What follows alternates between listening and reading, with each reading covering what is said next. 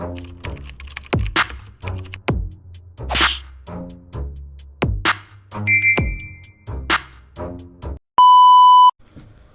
what's up mga kumag, I'm back, ang inyong online judge, walang iba kundi Judge Jinan. Okay guys, Motos Battle League pa rin tayo.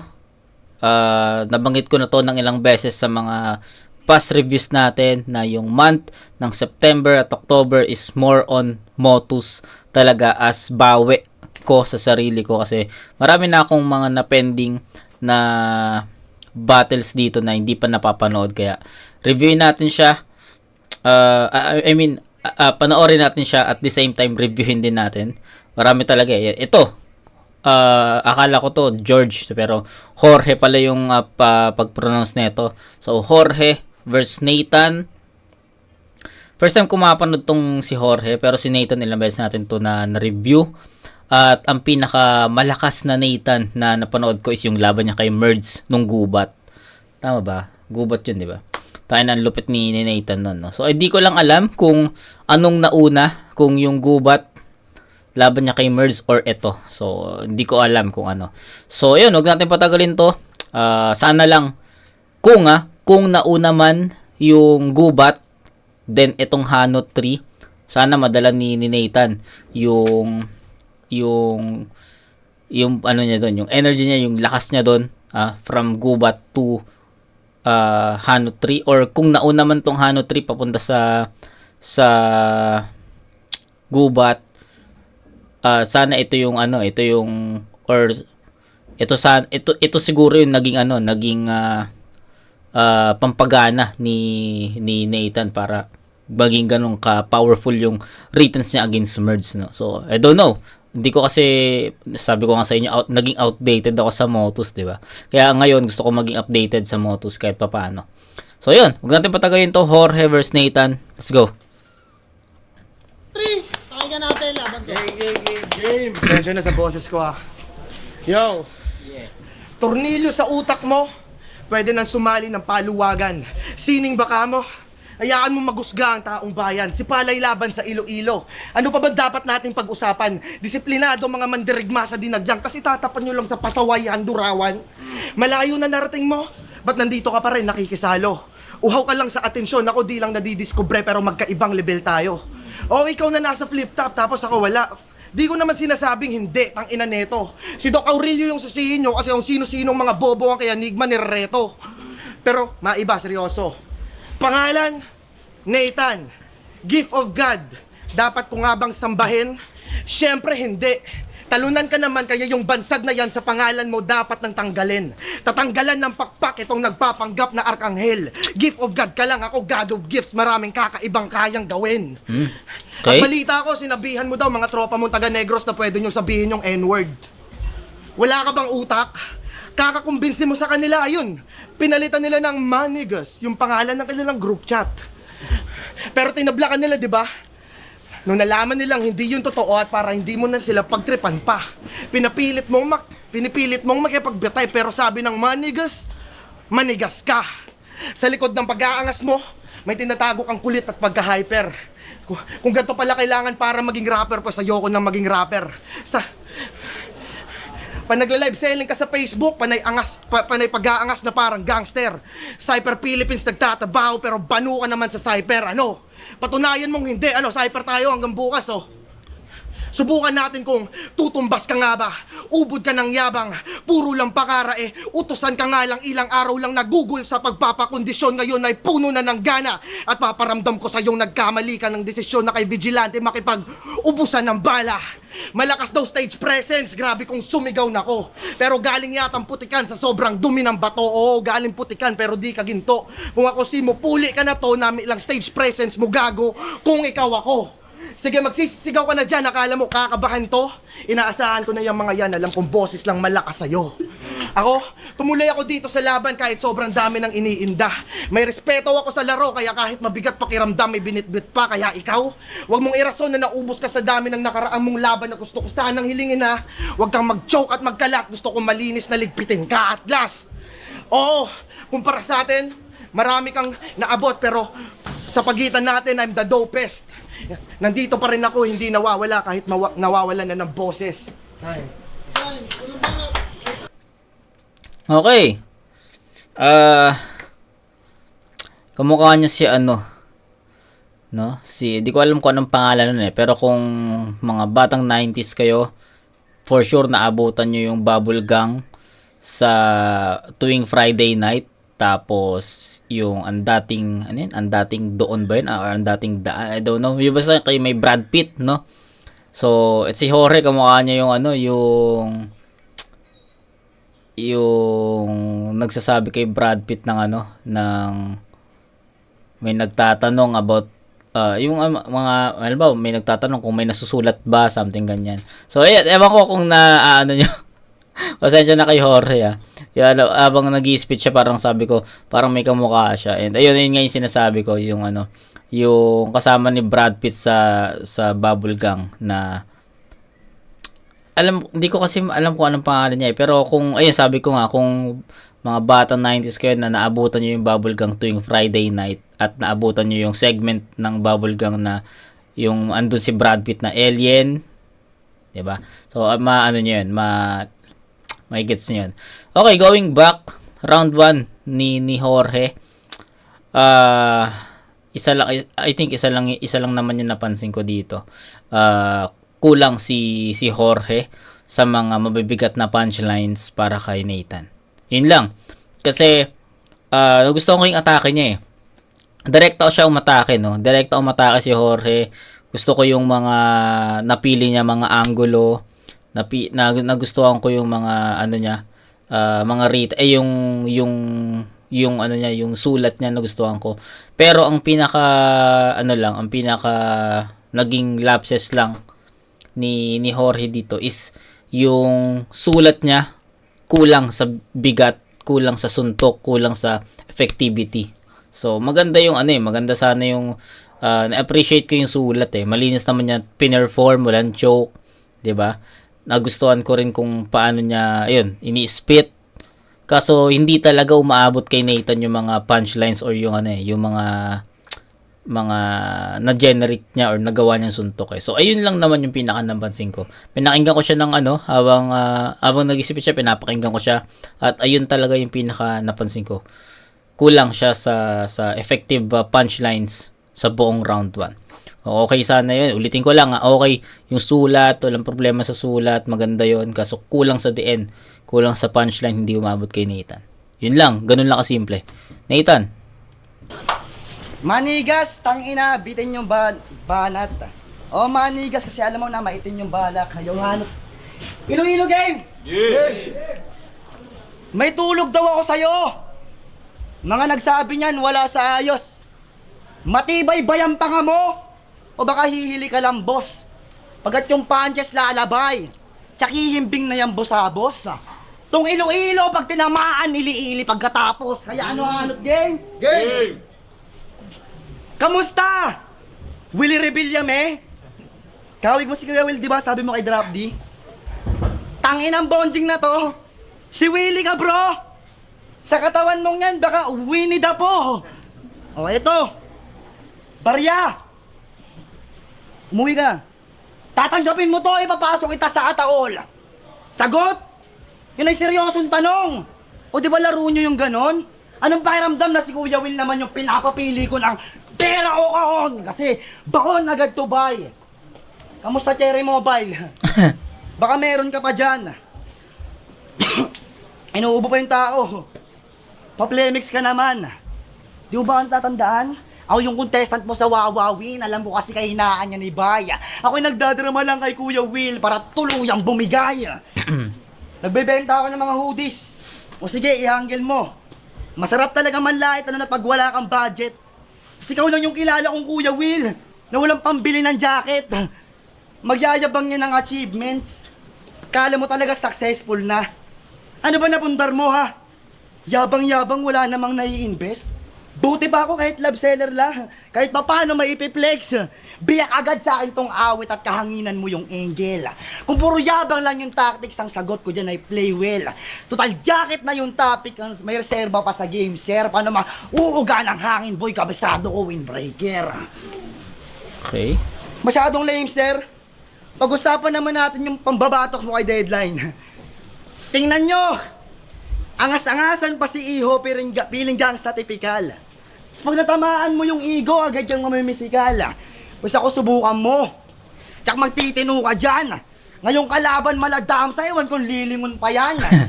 Dapat dito putulan ng dila si Gago. Yun ang naisip ko, Mangmang. Ewan ko lang kung may sinabi. Patong asartalo kapag pinipi ko na yan. Pangina to, sinaktan agad si Deadline na pikon tong gagong to. Pinatukan mo agad porkit insecure ka sa batok mo. Tutapiling magaling at matalim sa labanan. Yung kulay naman ng batok puta parang hasaan. Di mo ba kayang kumalma? Laging high blood, nananakit to sight at di makontrol ang emosyon, anak ng puta, my God. Ganit tiruhon sa tangkugo, matamaan gini sa laing brad. Amo ka deadly, ginahain putok batok sa may high blood. Di ba tayo? Tuna tayo eh. Di ba ba? Kasi di kita gusto kalaban. Dapat yung arma na lang. Kaso di ka naman si Kong, wag magastang palaban. Di lang ni basta doon. Amo ko nakahalang, sakto ang pecha, Juni boy, gipalukpan payaman. Kasi kay man, istoryahan lang Camaro Usman Arsenal. Tapos karesin si Jorge. Nga daw Jorge Masvidal, uuwi Okay. kang luhaan. Pagtapos asa, Sabi na nga, we. Sabi na eh. So, nung narinig ko yung Camaro Usman, no? Former, pound for pound, former champion ng welterweight sa UFC. So, may lig din kasi ako sa UFC. Kaya alam ko yung kaya nung narinig ko yung Camaro Usman, tapos Jorge, alam kong darating yung Jorge Masvidal na punchline eh. Diba? So, okay.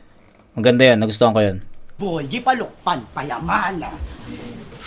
Kasi kay man, istoryahan lang Camaro Usman Arsenal. Tapos karesin si Jorge. Nga daw Jorge Masvidal, uuwi kang luhaan. Pagtapos asa rin, habang ako tamang lipad, panalo, dadamhin. This is my motherfucking show, lungkot mo'y dadalhin. Ikaw si Will, pero ako yung win. Okay, so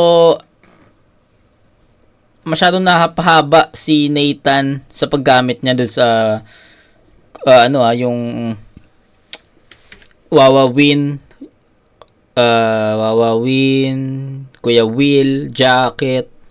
So, parang from start to finish ng round 1 yan, nandun eh. Nakasakay yung angulo na yun. Tsaka yung na yun, yung reference na yun, no. Pero, okay lang. Walang problema. Dikit yung round 1 para sa akin, pero sa effectivity na lang siguro ako magbe-base. And para sa akin, mas effective si Nathan dito. Kasi mas naiintindihan ko yung mga references niya, mas nakakasabay ako sa mga linya na binabato niya kay Jorge. Familiar ako sa mga references na ginamit niya. Yun nga, Camaro Usman, Jorge Masvidal, UFC yun. Tapos Willie, Jacket, Cherry Mobile. So, kahit pa paano may mga tumatak na linya si Nathan para sa akin. Unlike kay Jorge kanina na sabi ko okay yung sulat eh, 'di ba? Okay yung sulat, hindi lang talaga na nako-close ni Jorge yung ika-4 na linya sa tamang position, no? Or nagkukulang si Jorge sa isang or nagkukulang siya sa mga angkop na salita para maging mas malakas yung punchline. 'Di ba? So may kulang sa setup eh. Yun lang yung nakikita ko, kaya hindi masyadong nagiging impactful yung yung pinaka punchline ni Jorge against Nathan. Kay Nathan naman halos same eh. Halos same lang naman sila ng bitaw sa round 1, kaso para sa akin mas naging epektibo si Nathan dito dahil mas familiar yung mga ginamit niyang references at kahit papaano mas may tumatatak na linya si Nathan at mas may tumatama kay Jorge. So, I think bigyan ko ng 8-7 to in favor of Nathan. Dikit lang to. Round 2. Ako'y may dugong kampyon, walang tropeo. Sa lamangkerong walang kuneho. Parang tanga eh, no? Pero ang tuktok aking puwesto, kayang sumentro. Di habang buhay talunan, hindi to parang si Fuego. Kayo binibilangan habang ako nagbibilang ng punto sa nasagot. Yun, napakinggan nyo ba yung yung four lines ni Jorge doon? Sobrang no? Para sa akin, sobrang broad niya na pwede niyang sabihin yun sa kahit hindi si Nathan yung kaharap niya. So, yun lang. Tapos, kung napansin niyo yung pinaka fourth line, bitin na naman, 'di ba? So, okay yung pag deliver niya Pero pagdating na sa fourth line, bitin dun sa suntok. So, I don't think nga kung may yun 'di ba? Hindi siya ganoon ka-impactful talaga yung mga na degenerate ni Jorge na punchline, hindi ganoon ka-impactful. Pero ang tuktok aking puwesto kayang sumentro, di habang buhay talunan, hindi to parang si Fuego. Kayo binibilangan habang ako nagbibilang ng punto sa nasagot ko na mga palaisipan. Panitikan ng kinahiligan gamit matalim na dila para ikaw ay magilitan. At ipapaalam na iba yung nag-aabol lang, standing lang sa may kayang panindigan. Ako'y naging hipokrito, agnostiko, alam ko yan. Pinasok ang buhawing may dalang ulan, pagkaduwag. Mismo ang natakot at siyang naduwag. Kita ang bakas ng kamao nang nagbitaw ako ng suntok sa buwan. Panitikan naging ulam, naibigan kahit kulang sa pilitan na hinukay ang baol. Naibigan Yo, ulit. Mang baon. Na binilang ang kinuha, na isipan at inuna sarili at maigi ko na binuway ang dragon. Pandiinan aking sulat, naninirat ng yuyurak na hiligan na tumusay mambaon, Nathan. Wala ka pa sa kalingkingan na bigukat, naging pandilig ka lang sa gubat na nagkulang sa ambon. Ako'y nalumpo na at napilay, pero tumayot nagpursige sa gitna ng unos at pagnilay na natiling buo at matibay, habang ikaw nagpapakapal lang, kaya hindi mo ako matatalo kung usapan ay sunugan ng kilay. Kung hanap nyo dapat ingalain, hindi ito yung dapat na tularan nyo. Kung palakihan ng ulo sukatan ng pera, di malabong yumaman to. Sobrang yabang, ayaw ng turuan, ibang-iba na yung asal mo. Tangina mo, kaalaman na naghahabol sa'yo, pero ikaw pa mismo tumatakbo. Ako di ako nabingi sa mga parinig nyo. Trip lang yan ng mga bitch pag natitigan ng masinsinan, halatang nagpapaastig. Napabilang pa sa pagalingan, ang babaw nyo naman mag-spit. Ako pang bihira at makikita nyo pag pangalan ko na banggitan, no? O naghahabol, at kung kani-kanino lang nagpapatol. Ako'y itim na tupa na walang may kayang magpastol, asal gamol. Pero di plastic na bituin parang parol. Sabi nila, Ilonggo rap is dead. Tanga, walang ganon, mga manol. Kung sa mo ng dulonggan nyo nakatabon, kaksanagor. Basi matipuhan nyo kung ahangkaton. 5-0-0, Iloilo, sure shot, demokrasya, puta naka full stock, ano kaya? Mga sala nyo hindi na makita, nga apa ba lagi na apinan. Palayo ka mo to kung balaan nyo na magaling nga sila di ang bida. Manol nga grabe magpaila, galaom kami nga mahisa, isa ka bigwas. Kagamitan tapagid ka sang pintas nga dila. Ako na pangita kalipayan, nabulong ang mga bahin ko nga napilasan. Lampingasan man sang una, patimaan nga ginaagyan ko na ang ginapag-ubra mo na itan, hindi mo ko pagpakitaan. Puro multi, walang punchline. Okay. So, ayan. Nasabi na ni Nathan Sasabihin ko pa lang sana kaso naunahan ako ni Nathan dito. So, ayun.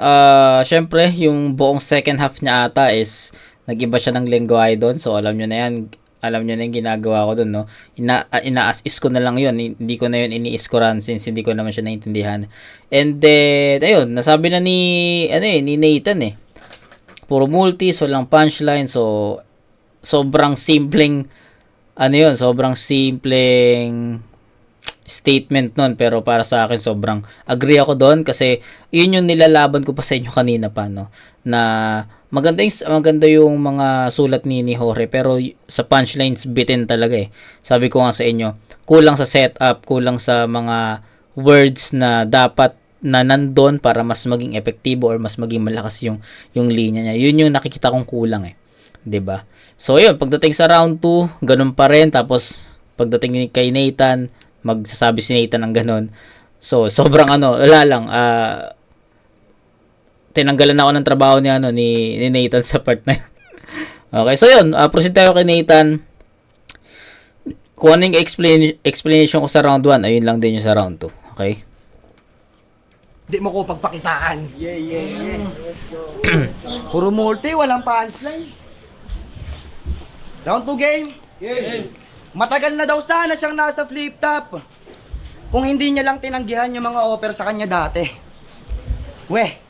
Tuhod ka? Di, totoo talaga yon. 6 years ago, inoperan siya ni Arik, kaya nga wala na akong balak pang kumounter. Matagal ka na sanang nasa flip-top, Jorge. Ba't kasi ayaw mo mag-bouncer?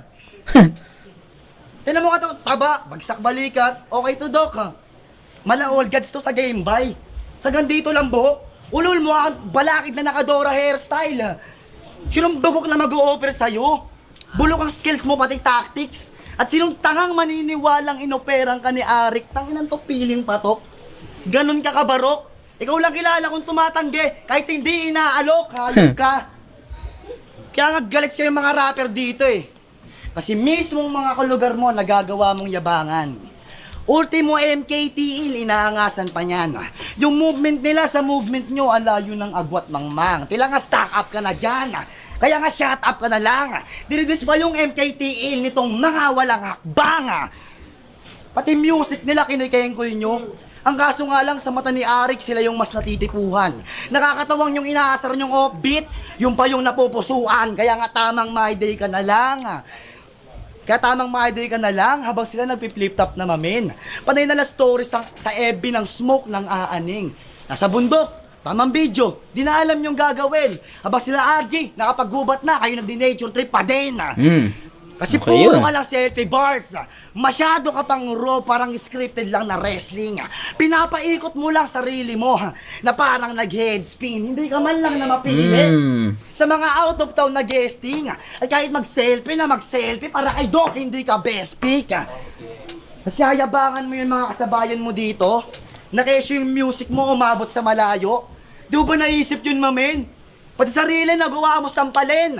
Kasi buti pa mga kanta mo, malayo narating. Kaya sige, magyalbang ka pa, bobo. Dadanasin mo combo. Gigibain yung demokrasya kahit ako lang solo. Di, dapat kay Zoro, kaya hiwain ng todo yung reference MKTL. Kay man, makatangilonggo. Ay siya si Jorge. Ang galing na ito dito. Yung every punchline, hinihingal. Ba't ganun ka mag-rap ha? Putang ina ka? Every tulay ng puta, buntong hininga. Kagago si mo, nano ka? Nantama mo kalaot sa MKTL, ginahapo ka na.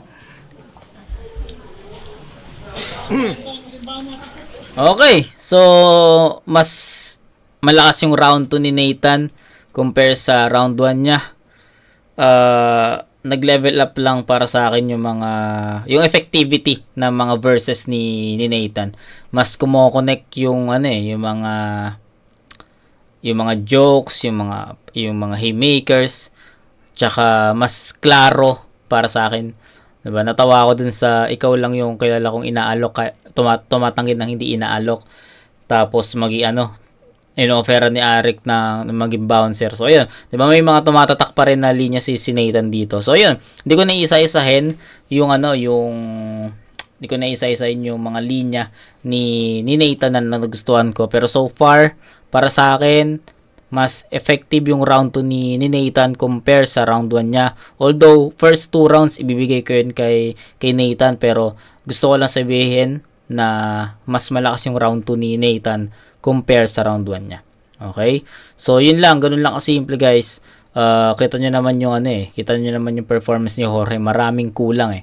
At sabi nga ni Nathan sa umpisa ng round 2 niya, puro multis, walang punchline. So, I agree with that kasi hindi ko napakinggan talaga. Wala akong na masasabi na solid yung suntok nun. Not to mention, no, yung rin pala, yung ang tawag dito, nawala tuloy.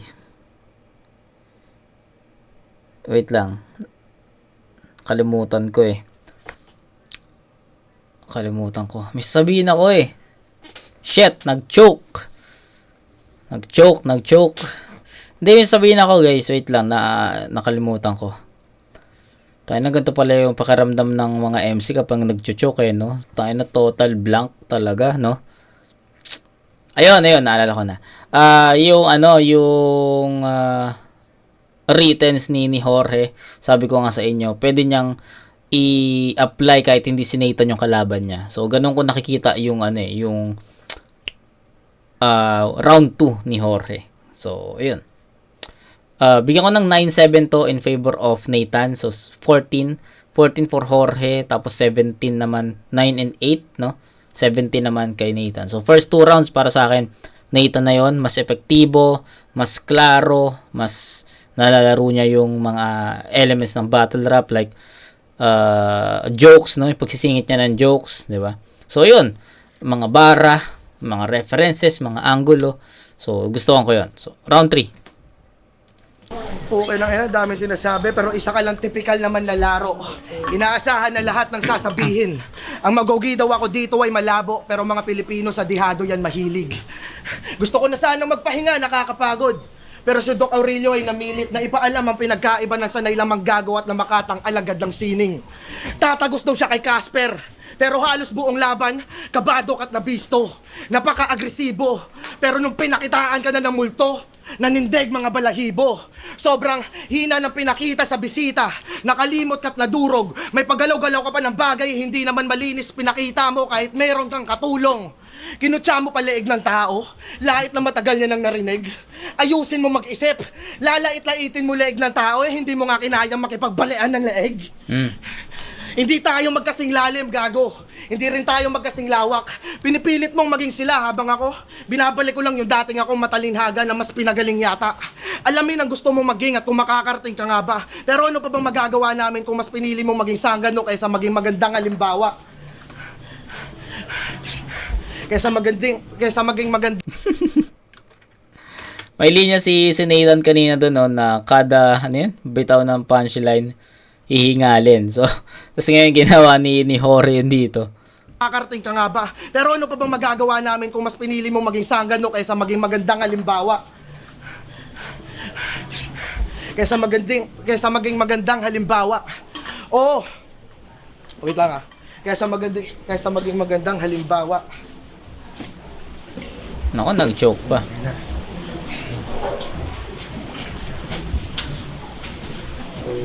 Pinaringgan nyo pa ako na adik. Basagulero. Kaya wala ng tropang lumalapit. Pero tarantado tumingin ka sa salamin para makita mo yung mukhang mas gumagamit. Umpak yung pisngi, lubog yung mata, bugbog shota akong mabadrip. Sa kanya ka kumapit para maabot mo yung langit, pero sa kanya ka kumapit para maabot mo yung langit, pero nung naabot mo na bakit, nakalimutan mo yata kung saan ka kumapit. Nasisira ka na kapatid, punong-puno ka ng kalungkutan at galit. Sa kagustuhan mong maging mas mataas sa iba, naging mapusok ka at ganid. Wala ka pang naiambag sa lamesa, pero mayabang na't gusto na maghari. Pasensya ka na kung sa akin mamarinig to. Pero saka ka na magastang ganyan kung hindi ka natakot maubusan ng kanin. Oh, marami tayong pagkakapareho, pero mas marami tayo ng pagkakaiba. Isang halimbawa na doon ay kaya kong patunayan yung mga sinasabi ko na pinipilit mong mabaliktad. Oh, ngayon mo ko nasabihan na adik, walang modo. Di ko lang sa'yo narinig yan. Kahit ipagsigawan mo pa ng todo, oo. Maraming butas kang masisilip sa akin at ginalingan mo talaga sa pagboso. Pero tandaan mo, pagkatapos ng laban to, pare-parehas lang tayong uhaw na nakikiigib sa poso. Okay. Sige, sabihan mo na ako na ikaw na nasa flip-top at malayo ang agwat natin. Pero tandaan mo, pag natalo kita, mas maraming mawawala sa'yo kaysa sa akin. Okay, so consistency Jorge kung ano yung pinakita niya first 2 rounds, kaso mas naging malala dito sa round 3 kasi nag-choke siya. Matagal yung choke niya. Pwede pa naman mabawi ni Jorge yun eh. Kaso nung nag-spit siya ulit, wala, hindi pa rin siya ganun ka epektibo after ng choke niya na yun. So I think worst round ni Jorge yung round 3. So, that's 776 for me. That's 20. And kay Nathan naman, meron na siyang 17, 8, and 9. So, let's see. Ano yung magiging round 3 ni Nathan. Ba? Pangatlong laban mo na to. Pero bakit tila sa liga di ka pa din official MC? Nagyayabang pa si G, di naman makapasok sa GC. Paano? Yung manonood, kakarampot, kahit hindi naman siya loose. 3 beses na naghano, di man lang pumalo kanyang views, pero eto ka. Kahit papaano na nalakad ka ni Doc para makalabas sa lilim. Kay Christian Paolo, himas buto, yun ang galawan niya ng lihim. Sinala na itong kadiri. Kaso pan-try out lang yung sining. Ilang beses nang nag-touch dun sa CP, hindi pa din pasok sa screening. Okay? At bakit kada battle mo sinasabi mong kumakain ka ng puke? Hore! Lalaki din kami! Ang kakanood mo yan ng hentai. Halos lahat dito, danas na yan. Ultimo sa M-site, di ba ya? Sarap na ito tapyasan ng laman. Sabay isaksak sa bibig. Oh, nilunok. Tangina kadire, napatunayan niya mabuti. Pati sarili nalunok, kumakain kasi ng pusi siya si Jorge. Mga par, yung kayang ilaglag ang sarili, makabuo lang ng bar. Gaya ng, ako'y hindi nakapagtapos sa pagiging guro, nalulong sa masamang bisyo. Mango, proud ka pa. Alam nyo ba kung bakit bumagsak sa schooling itong si brother? Pinagdadamo ng prop nila sa garden, hiniraman niya ng lighter. Hindi pa yan. Bona ka. Tinatanong ng prof nila kung diploma o diskarte. Sagot niya, sir, bomba na. Siya yung mismo Gago. nanggaling na sinira ng bisyo yung dating masinop na ikaw. Sa kanta, nang hihikayat, puro damo kanyang bitaw. Mag-smoke daw na mag-smoke para sarap maghalimaw ulol. Tinuturo mo yung daan kung saan ka mismo naligaw. Yan kasi, Ganda ng punto niya mapabatilo dun. sa music, puro marijuana. Puta, kailan ka ba gigising? Inasa niya sa ganong tema, baka sakali na mag-hit, sir. Kasi ito sampal ng katotohanan. Na sa'yo magpapatigil. Kung gusto mong palarin dahil sa dahon, pasaluhin mo tong 5 finger. You want smoke? Pati sa shotgun. Ganja, pero di na sa ulo yung tama pagkat ako'y tinulit niyan. Ito'y sa puso didirektag ang mainnosentuhan. Nan, sa sige gamit ka, damo ko na puna. Kagtungod sa amat, nag-amat ka na, guba! Ano, gasgas na ba yung topic? At least direkta at walang tapon, ginagamit kong pang-arik. Damo lang laman ng round, walang bato-bato sa langit. Kasi ako si Nathan. Ano pang ML pa din ba? Mas paninindigan ko. Gusto nyo pala ng classic RG, pati ito pinaharap mo. Mahina pa tong iha sa mga gantong laro. Kaya nga, Weedman, malahilda, malakas lang sa damo. Kaya ano na? Ngayon, sino mas batak? Lahat kayo malilinawan. Baliwala yan nagdadrugs ngayong full item na kalaban. Salamat. Okay. Round 3, pinakinggan ko na lang. Ano naman no? Para sa akin, klaro naman, no? For sure. Para sa inyo at para sa akin, klaro na kay Nathan, yung battle na yan. So, yung 2 and 3 ni Nathan para sa akin, same. Mas kumokonekta yung mga punchlines niya, mas agresibo na siya dito sa round 3. Yung mga jokes niya, pasok pa rin. Mga reference, yung mga angulo na napili niyang gawing bala para kay Jorge. Ang galing nun. So, yun, I think self-explanatory na yung battle. Klaro naman na kay Nathan yung battle na to para sa akin. So, kay Jorge naman, props sa pinakita niyang performance, props sa readings niya. Pero yun, gaya nga nasabi ko, maganda yung sulat. Effective naman siya kahit papano, pero may kulang May kulang sa pinaka-built. May kulang na isa o dalawang salita para mas kumonekta, mas maging effective against Nathan. So, yun lang. Pero yung linis ng performance, tangina, ganda nun. Yung delivery, ganda nun. Kulang lang talaga sa punchline. Punchlines lang talaga. Kay Nathan, batak na to Batak na to sa battle. Alam na niya yung mga gagawin niya diba? Diba? So, props kay Nathan. 3-0 Nathan. 8-9-9, that's 26. 26 to 20. All 3 rounds, Nathan. League, Hanop 3, Visayas Division, magiging pa kayo isang beses. Siyempre gusto namin pasalamatan. From boto ng Murado, 3-0, magingay para kay Nathan. Shoutouts kay Jorge. Salamat kay Jorge. Salamat. Original clothing, syempre, nakalimutan ko. Kay Rhea, kay Robby, kay LJ yan. Shout sa inyo, Boss Victor Miranda. Yo, Blizzard, round 1, binigay ko kay Jorge. Mas consistent yung bitaw niya, mas magaganda yung mga linya. Nagwa-warm up pa lang kasi doon si Nathan. Sa round 2 at 3, doon paangat na yung mga performance ni Nathan na more on starter naman si Jorge, pero proud pa rin sa kanya. Congrats din. Isa ko sa nanginayang sa battle na yon, kung malinis si Jorge, solid na style clash yun. Syempre parang traditional na battle rap style si Nathan, punchline oriented, pero di mo talaga matatanggi yung lyricismo pag multi yung paano nakikreate ni Jorge yung ganong ano niya, yung Agree. ganong lyrics niya. Agree naman ako doon. Agree naman ako sa estilo ni ano eh. Agree naman ako doon sa sinasabi ni RG na sa lyricism puta, walang duda. Okay 'yun. Kaso syempre punchline, battle rap, okay sana yung yung ganong estilo ni Jorge, pero dagdagan niya ng konting giggle, konting effective punchlines, 'di ba? Mas magiging madiin yung ano na yun, yung sulat niya kung gano'n, 'di ba? So yan. Solid yon. Pero dahil sa mga stutters ni Jorge, parang naging factor yon. Tapos mahaba din yung choke niya sa round 3, kaya dikit yung round 1, kaya yung 2 tsaka 3 malinaw na kay Nathan yan. Yung Stilio, round 1, round 2, round 3 binigay ko kay kay sino? Ulit. Nathan. Ulit.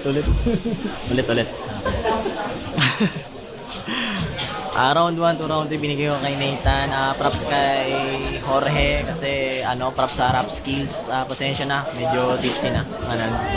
Yun. All 3 rounds kay Nathan. Okay, so all 3 rounds Nathan. So si Castillo lang yung naging kaparehas natin. Si Blizzard 1 binigay kay Jorge, 2 and 3 Nathan. Si RG naman binigay at tinabla niya ata yung round 1, I don't know. Pero ayun.